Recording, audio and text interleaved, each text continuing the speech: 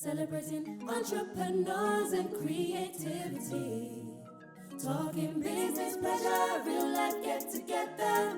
Yes, guys, so we are into another installment of the Creative Entrepreneur Podcast. For those of you who don't know, the Creative Entrepreneur Podcast is all about how we deliver content that turns creativity into careers, turn passion into profit. How do you monetize your talents? And we are speaking to amazing people who have done just that. So when we came up with this concept, I knew straight away that I had to speak to none other than Aaron Branch, who is an amazing entrepreneur slash digital marketeer slash investor slash author slash dad slash everything else. But before we start speaking to Aaron, I just want to quickly find out from you how things are. How's fatherhood? Yes. I know it was kind turbulent of at the beginning, but I just want to kind of find out from you now how things are. Yeah, great. Things are great. We actually went and had a home birth, which was supposed to be the scarier part of it. That went really well with my first ever child, and 2 days later he had something that's called, I think it's a little bit of jaundice, where he's a bit yellow, he's not having his food and stuff. So we had to end up spending about 10 days straight after that on day 2 in hospital. But thank God everything's fine now. He's healthy, he's growing quick, he's tall, he's long. But yeah, man, thanks for touching note on that, because it was tough, but it's all good now, man, thankfully. Good. I give thanks, because I was observing and watching and thinking, I'm just praying and just sending positive thoughts. So I'm pleased that that's all good now. Yeah, I'm really sure. pleased. So let's get into some business stuff. Some monetization. But actually, before we even touch on monetization, for everybody that doesn't know who Aaron Branch is and what Aaron Branch does, just give us a update. Who is Aaron Branch? Who's Aaron Branch today? Yeah. It changes a lot. So I own Social Agendas Marketing, which is a full-scale digital advertising agency where we focus on growing sales for businesses in a nutshell, without getting too intricate with it.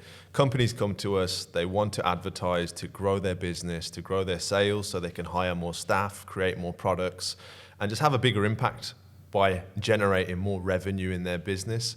And that is what our agency is all about. So we do, email marketing, social media advertising, content creation, the whole, service package really, to make sure we give ourselves and our clients the best chance for success on that front. That's really been my focus for the last 5 years, is how long that's been running, which, to where it is today, we've got 20 in-house staff members. Last year we served over 200 clients. Wow. Which is crazy. Not that we were counting them until the end of the year summary, and then we thought, actually, let's have a look. How many businesses have we actually worked with? And it's 200. Wow. And when you actually break that down between 52 weeks and how many different services, how much communication, it's something that I'm really proud of. But most recently, you've probably seen as well, so we've got a startup that I've invested in, a tech startup called Deliver Me, which is an on-demand delivery app for anything, anytime, anywhere. We recently just come off a crowdfunding campaign where we've raised £250,000 from 500 or so investors. That again is a new journey that I'm so excited about. It's something that I really believe in, because God knows I spend too much money on on-demand delivery services as it is. So I don't know what else I'll be getting delivered, but we've got Social Agendas, we've got Deliver Me, and then you mentioned, of course, I've always had a passion for writing. I love copywriting and, how you can use words and English language in particular to influence, educate, and empower other people as well. So one of the things that I was always looking for in the beginning of my journey was mentors, coaches, people who can empower me with the knowledge I'm missing to grow my company. And that's why I wrote a book called The First 365, which is, as it says on the tin, all about your first 365 days in business, in particular agency life, and just all of the things that I think are really important that people are savvy to before they get going. Because a lot of our belief systems, I know mine were heavily influenced about business from movies, Hollywood, right? This is how sales works. This is how marketing is. You know, you got like series on Netflix like Mad Men, which are, you know, characterizing and dramatizing what the business actually looks like. But I found none of it's really accurate. And the only real experience that I've had is there's certain things that you just can't teach, you have to go through. But if you're aware of them beforehand, I tried to put that in the book just to empower others who were going on that same journey as well. So yeah, a few things. That was the briefest I could break it down. You know what, like, and you said quite a lot of things in there that I really kind of want to delve into. But the first thing that I really kind of want to understand a little bit more about is social agenda. How did that come about? You know, how did you found it? When did you realise that you wanted to do this business? Sure. Talk to us about that. So, as I mentioned it to you just as we were there in the kitchen, my whole life ambition was to be a professional basketball player and have, you know, a 10, 15 year career.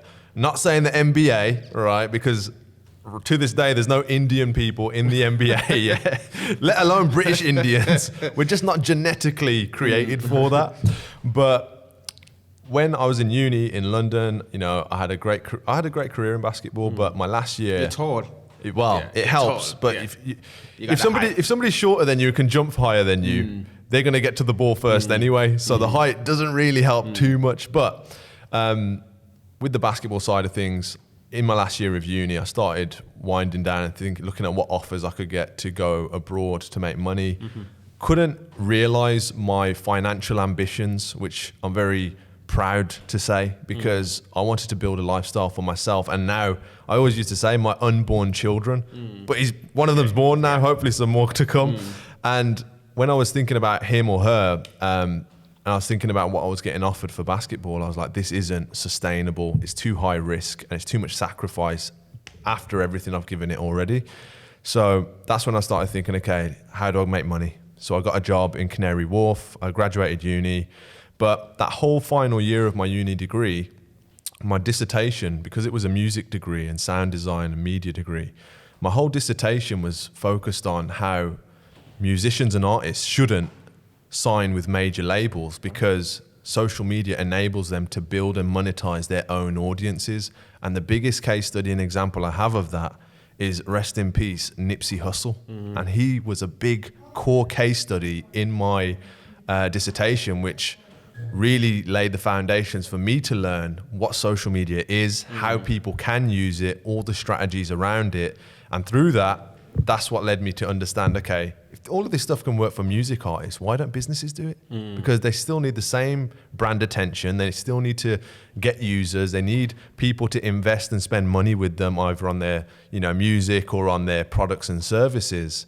And that's what really led me to quitting my job in Canary Wharf after about 3 months and just saying, you know what, we're going to go move back up to the Midlands. Me and my partner, my fiance now, Holly, we're going to move up. Congratulations. Yeah, thank you very much.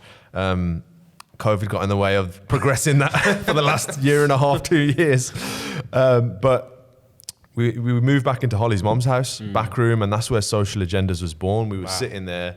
I was sitting there. Holly was going to work, and I was literally buying books and books and books on how do you do digital marketing effectively. Because I had all the theory, but I've never done it. And in that back room every day, I just hammered it for years until we got out of there, and it all worked out. But that is the origin story. Wow. And I'm going to come back to you and Holly in a minute and talk to you a little bit about that, because one of the things when it comes to entrepreneurship, people think it's all business, it's constant go, go, go, you have to give it all, and there's little or no time for anybody else, and I hate that myth. So I want to just explore kind of your relationship in a little bit more detail about how you manage your time to manage your family, etc., etc. But no, that's a really great story, and I think a lot of businesses, particularly creative businesses, are birthed in a garage or a room or somewhere like that, and I find that really, really, really, really great. Okay, cool. So you've been going for 5 years now, and you've grown. Growing pains. Talk to us about your growth, Yeah. and when you first decided that you wanted to start scaling, or when you was Yes. ready to start scaling, and did the prospect of scaling kind of scare you, or did it kind of, was you up for the challenge? I kind of want to learn a little bit about that. So for me, the growth in a business is the lifeblood of it. If you're not growing, you're one step closer to shrinking or being just break even. And shrinking can be good for profits. And as an agency, we're always at the whim of how much work we can attract and what clients we can work with and who wants to work with us. But the conscious decision that really changed the path that I was on with Social Agendas was the first 2 years I was really like a consultant. I was doing a lot of the work, I was getting the work in, and then I was using a lot of contractors, so outsourced help, from abroad, from the UK, whoever I could really find who was skilled enough to help. The client projects I was working on, ad hoc basis, but that's a lot of administration.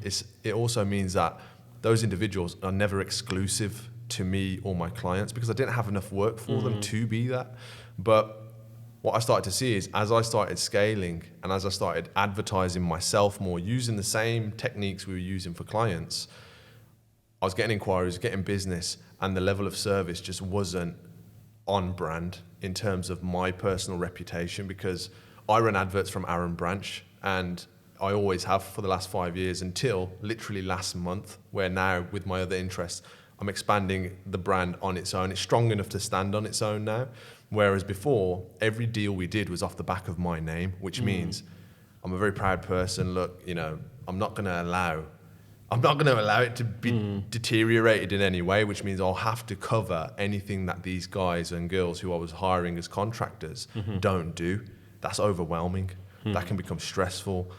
When you get negative feedback, it's never nice. But when you don't achieve what you're supposed to achieve, look, advertising's cutthroat. Not every campaign makes it. Let's just be straight about that. Not every digital design or advert goes and creates an extra £100,000 in sales. It's just the nature of the beast. So that brings its own level of pressure. But fortunately, I'm used to pressure from the basketball side of things. Now, 2 years in, that's when I realized, okay, this has got me to a certain income, multiple six figures. I was living a much better life. I got myself out of debt, which I had a big £50,000 debt from the first 2 years because I just didn't know how to manage my finance. I thought I was investing in my company when reality was I was just digging myself a hole. And this is all because of the knowledge gap that I had at the time. I didn't know what I was doing. But that decision, to switch to in-house team members, which means they're exclusive to our clientele, which means they're focused and available for our clients, that has just propelled our business because I've never had a problem generating demand. You already know, I can talk. So I'm generating the same amount of demand, but now my team are the ones processing and onboarding new clients and deciding the right projects we work on. My delivery team are there managing those projects. I've got my executive team who are being reported to about what's happening and distributing work. So I've built this entire infrastructure now, and I've even onboarded now, which I didn't have in the beginning, a co-director and an additional shareholder, my guy Jack Mattison. So he's very operationally focused and in the day-to-day business, which again frees my time up to be able to create and do more in Social Agendas and out of Social Agendas. So, all those things where you're saying, did growth scare you? For me, ambition is, I don't know where the ceiling is for me. So if we're not growing, I'm not happy. It's not about, the financial gain or anything like that anymore, because my lifestyle, I don't really want for anything else anymore. Yes, I could have a nicer house, nicer car, arguably, depending on who you ask, but I'm comfortable and I feel safe and secure with that side of my life. So now it's more about how do I have the most impact? When do I feel my best? What do I enjoy doing the most? And for me, a lot of that is seeing other people within my organizations thrive, as well as my clients, my coaching, my mentoring side of things. That's, life-changing work for me. And that is a byproduct of growing. So the growth for me is something I look forward to, but it does have its side effects. Like I said, about stretch marks, growing pains. There are definitely tons and tons of things that go on behind the scenes that you're not prepared for when you're scaling, past 7 figures a year in revenues, and you've got 20 staff members, and it's always a work in progress. Wow. honest about that. Yeah. And I guess that's what comes with growth. You know, with growth comes a lot more responsibility and a lot more risk, because you've got employees who have families, and you're paying their wages and keeping roofs over their heads. Which and is blah, supposed blah, to be blah. today, by the way. It's payday. So I'm waiting to press the approval button on all of that. There's still one job I do: approve payments. Love that. Absolutely love that. So I guess that extra added responsibility must be really, really, I guess, not difficult to manage, but you know, you've got people's lives in your hands, and that might be... Yeah, it's a bit daunting. It's not an easy fate. But with cash flow, it's all about cash flow. You know, I actually... It's good timing for this meeting today, because I actually did a video on my Instagram yesterday talking about, is money isn't evil, or is it? Was the title of this Instagram tea. I just want to get this off my chest, because all of the best success stories I've had with our clients is when we've made them more money, which allows them to then become better business people and better businesses with infrastructure, with products. That cash flow allows for creativity and innovation. But when there's a lack of sales focus and money focus in a business, that's when you have anxiety about who's going to pay the staff this month. That's when you think, oh, you know, how are we going to actually get past where we are, and are we actually going in the right direction? And often it's because people sometimes don't want to talk about money. They don't want to address the elephant in the room, which is we're not making enough money to go around in our business to afford us the run rate that we're on, which is why so many businesses don't make a profit. So when it comes to paying, you know, and being responsible and paying your staff, and I'll definitely say that has made my risk appetite more sustainable. Decisions I've made in the past when it was just me on my own about how much I invest into advertising, how much, you know, I put into a production video or whatever else, I can't be as aggressive because the risk is too dear on the opposite side, and other people have to be paid, right? But when you're running, when your sales and your marketing is on point, when you're doing what you're supposed to do, when you're generating great results for clients, it's not daunting, because you know you're succeeding, and because of that, money will be a byproduct if you're ensuring it's a focus, which is what we sometimes have to remind a lot of people to do. It's a business after It's all. a business. And we're here to make money, so Yeah. absolutely love that. Okay, so what would you say then would be the 3 things that people need to be focusing on if they want to scale and grow? So I know that you've kind of mentioned teams and in-house teams and cash flow, but I don't know if those would be the 3 top things, or 2 of the 3 top things that you would mention or say. I've got it all laid out. Go This on. is going to become a mentoring section. This is part of this is a cheap plug, man, but I've got a start and scale mentorship program. We deliver it like 4 or 5 times a month, just because that's all my schedule allows. There's 4 main areas that I've had to understand to get to where we are today. The first one is accounting, finances, monthly profit and loss reports. How much is going out? How much is going in? But more importantly, what's the percentage difference every single month? What's the percentage difference between this month and last month on salary? Wow, salary spiked by 25%. Why? Because if it's is it spent on sales, which is a new revenue generating activity, or is it spent on delivery, which means it's going to bring down our profits because our work stays pretty much the same, right? So it's becoming analytical about your finances, but actually just looking at them.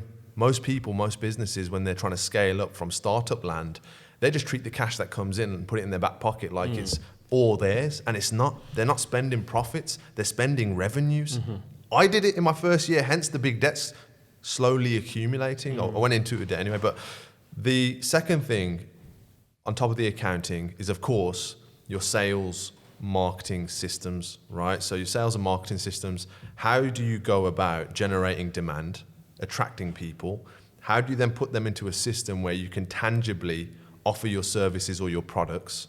And then how do you actually get that into a manageable project management system with your delivery side of the business, which again is the 4th side. So sales separate, accounting separate, delivery, how you deliver that service. So what's your operating procedure, what are the individual job roles that are required to fit into that structure, what are the salaries you pay those people, how much are these people going to make, how much percentage are we going to keep in the business. And then leading on from that is you've got your HR, HR and legal, which you can already tell is not my favourite thing in the world. And when I had contractors... I just heard your tone just drop, HR and legal.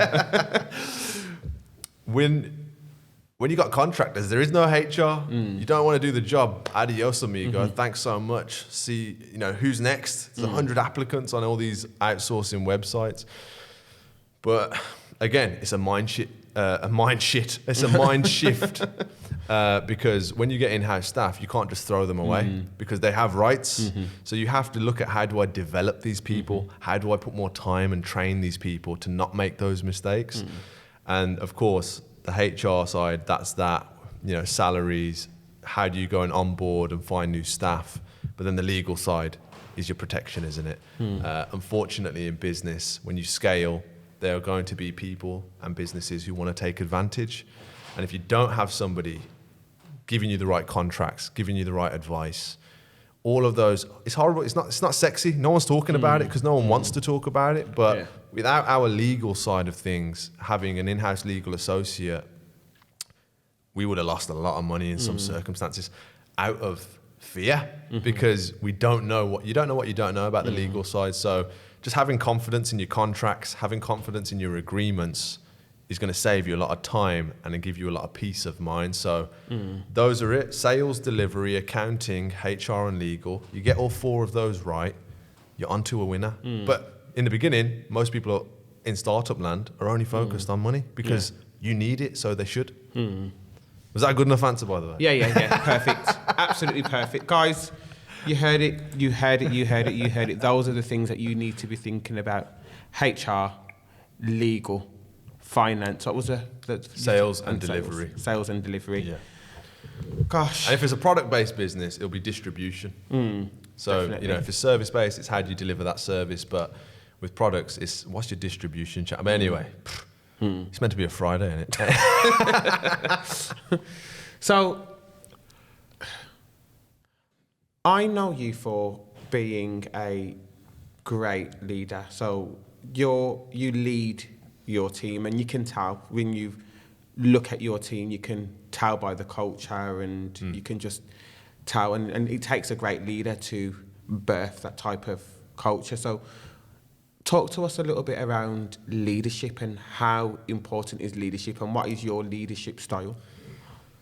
Well, first of all, thank you. If that means I'm doing a good job marketing it. Social media's a liar. That's where legal comes into it. So my leadership style is definitely lead by example, which is, I got asked this question actually a while back, and I said if you look at it from like a military point of view, I'm normally the first man in, knocking the door down, getting the job done, taking the most risk, by being the first one in on a new objective. And then the team comes in behind me, organizes, systemizes, and delivers whatever that room needs or that project needs. Whereas what that does for company culture is that shows that, first of all, you're not afraid of putting the energy in, which sometimes can come into question. As you scale, people start looking at you as my role changes, because I'm not selling products anymore. That's my sales department. I'm not delivering the service anymore. I'm focused more on my consulting side of things. So then sometimes people can get misunderstood and start looking at you and think, oh, he used to be on the phones. What does he do now? Oh, he's in his office on his laptop. What's he working on? Right? Whereas the actual fact now is, with the way that I lead my team, it's had to become much more organized. It's had to become much more disciplined. I can't try and manage 20 people on my own, right? One-to-one meetings, reporting back. There's too much administration. So I have to focus on the reports, advice, and it's not the best example, but as a president has his advisors, a prime minister has his advisors, the prime minister doesn't know what's going on in every single department. He just has to get the summary report. and make decisions based on that. So it's easy to do that when you're giving the business the right energy, but also being present and showing them, look, every single day I'm on social media. Often I'm not actually promoting and direct selling anything, but I am talking about things that are relevant to helping my business grow, trying to attract more business, trying to educate more people out there so that they come one step closer to working with my team and helping pay their salaries and bonuses, right? So my leadership style very much lead by example, get the job done, and definitely it's changed. Whereas before it was more run and gun. Now it's more calculated, patient, and long-term focused, which is definitely a transition. I'm only kind of realizing, telling you about it. Love that so much. So one of the biggest obstacles when growing, of course alongside finance, but one of the biggest things is staffing and getting the right staffing in. How do you get the right people in to the right roles? That's a tough one. And people, let me tell you, the hardest part in business. Getting the right people, again, systems, knowing your organizational structure is so key. So knowing the positions that are in the actual business that you have to have one or two people sitting in those seats to function is getting one step ahead of the game. But then, I've got a recruitment manager. So, we've got somebody who does this, who finds applications, shortlists candidates, interviews those candidates, gets them on a second interview with an additional team member just to make sure, and then we'll put together an offer and I'll sign off on if we're bringing them into the business off their due diligence. We'll also have trial days, We'll do a paid trial day. Come in, if it's a sales position, come in and take calls. Let's see what you actually, and it's not for us, it's for you. Don't come to the business and then say, oh, this ain't for me, and we've already had all this administration and turned away other candidates. Come in, have a trial. If you like the vibe, then we can go to the next step. So before, it was just, because things were so urgent, when you're trying to grow, sometimes you're rushing into decisions and you're like, actually, yeah, I need someone to do this job tomorrow. You got the job, come on board. I've literally done that, by the way. And often that's short-sighted, you know what I mean? And that can lead to trouble in the long-term vision where staff retention can be an issue.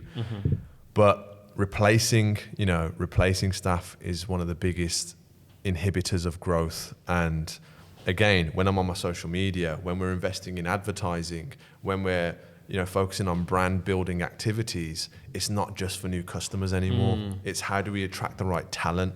How do we get more customers? And how do we actually reinforce our position in the marketplace to our existing clients? Because they need to keep seeing us as well to know, we're with the best, or what we think we are, which is one of the best advertising agencies for generating those results. So yeah, that process is just making sure you've got those milestones. Don't fast track it and short sight it. And also don't take on free help. Big mistake I made was, there's people out there promoting, get yourself a mentor, go and say you work for them for free. The amount of inboxes I get saying, look, I don't want anything. I'm young. I just want to learn. I want to shadow you. My friend, I charge thousands of pounds for businesses to shadow me. What makes you think I want to tell you how to do it?